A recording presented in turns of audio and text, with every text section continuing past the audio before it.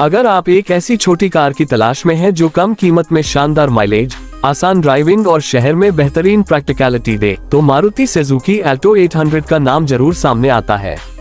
अब सवाल यह है कि अगर अल्टो 800 का 2027 मॉडल नए डिजाइन और आधुनिक फीचर्स के साथ आता है तो ये कार कैसी हो सकती है।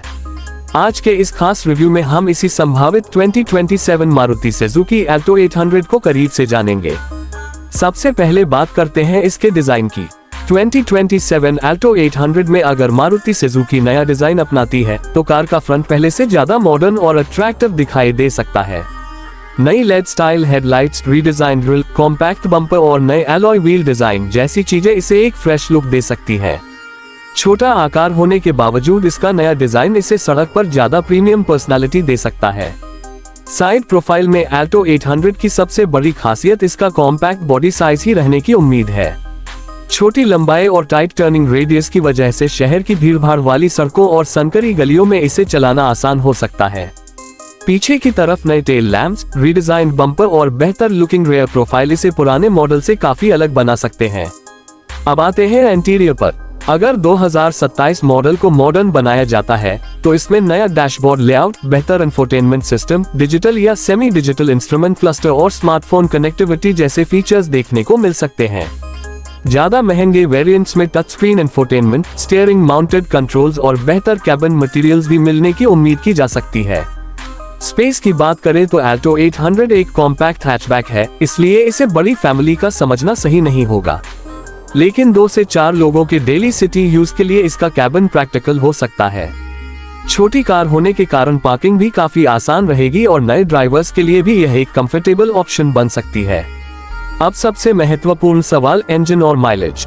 2027 अल्टो 800 के इंजन और परफॉर्मेंस की ऑफिशियल जानकारी सामने आने तक एग्जैक्ट स्पेसिफिकेशंस बताना संभव नहीं है। लेकिन अगर मारुति सुजुकी इसे एफिशिएंट पेट्रोल पावर ट्रेन के साथ पेश करती है तो इसका सबसे बड़ा फोकस फ्यूल इकोनॉमी और लो रनिंग कॉस्ट पर ही रहने की उम्मीद है। यही वह वजह है जिसके कारण अल्टो जैसे मॉडल लंबे समय से बजट कॉन्शियस बायर्स के बीच लोकप्रिय रहे हैं। सीएनजी वेरिएंट भी ग्राहकों के लिए एक महत्वपूर्ण विकल्प हो सकता है। अगर 2027 मॉडल में फैक्ट्री फिटेड सीएनजी टेक्नोलॉजी उपलब्ध होती है तो रोजाना ज्यादा किलोमीटर चलाने वाले लोगों के लिए रनिंग कॉस्ट और भी कम हो सकती है। सेफ्टी के मामले में भी नए मॉडल से बेहतर इक्विपमेंट की उम्मीद होगी। आधुनिक सेफ्टी फीचर्स जैसे airbags, ABS with EBD, reverse parking assistance और अन्य जरूरी सेफ्टी टेक्नोलॉजीज वेरिएंट के अनुसार शामिल की जा सकती हैं। हालांकि फाइनल सेफ्टी इक्विपमेंट और रेटिंग की पुष्टि ऑफिशियल लॉन्च के बाद ही होगी।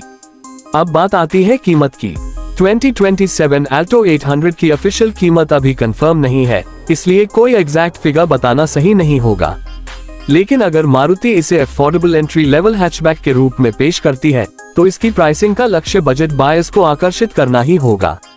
कुल मिलाकर अगर 2027 मारुति सुजुकी अल्टो 800 नए डिजाइन, बेहतर इंटीरियर, मॉडर्न टेक्नोलॉजी, अच्छी फ्यूल एफिशिएंसी और मजबूत सेफ्टी पैकेज के साथ आती है तो ये भारतीय बजट का मार्केट में फिर से काफी अटेंशन हासिल कर सकती है।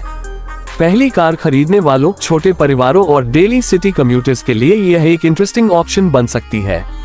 आपको 2027 मारुति सुजुकी अल्टो 800 का यह नया अंदाज कैसा लगा? क्या आप ऐसी कॉम्पैक्ट और अफोर्डेबल कार खरीदना पसंद करेंगे? अपनी राय कमेंट में जरूर बताइए। ऐसी ही नई कारों की जानकारी और शानदार रिव्यूज के लिए का स्टूडियो को सब्सक्राइब करना बिल्कुल न भूलें।